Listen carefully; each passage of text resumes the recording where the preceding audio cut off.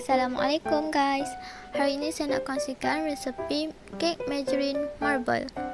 Mula-mula kita satukan margarine, gula dan garam. Okey, garam ni optional, kalau tak nak letak pun tak apa. Pukul sehingga margarine bertukar putih dan pucat dengan menggunakan whisk.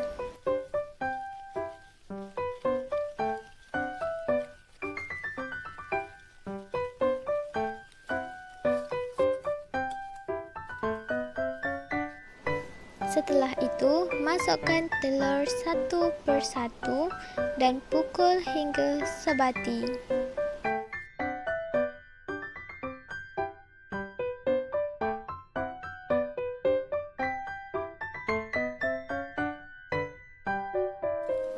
Adunan memang akan berbiji dan berketul-ketul seperti ini, tetapi tidak mengapa. Terus masukkan tepung serbaguna atau tepung gandum dan juga baking powder berselang-seli dengan air dan susu.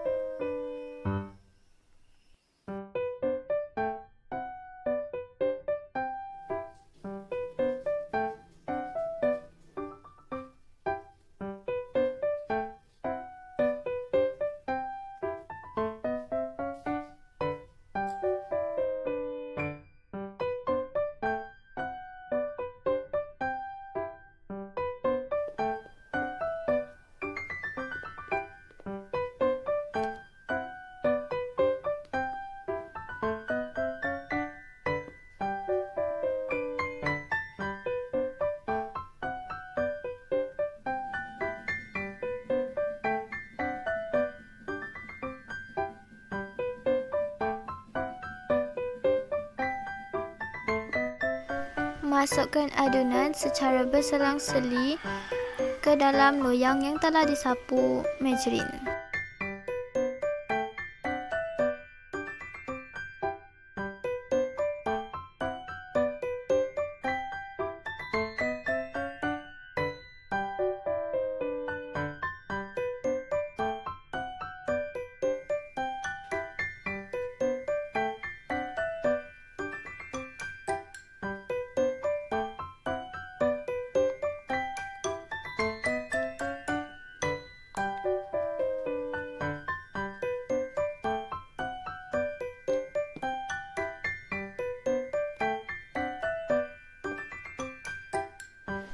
Tujuan saya goyang-goyangkan loyang adalah untuk meratakan adunan.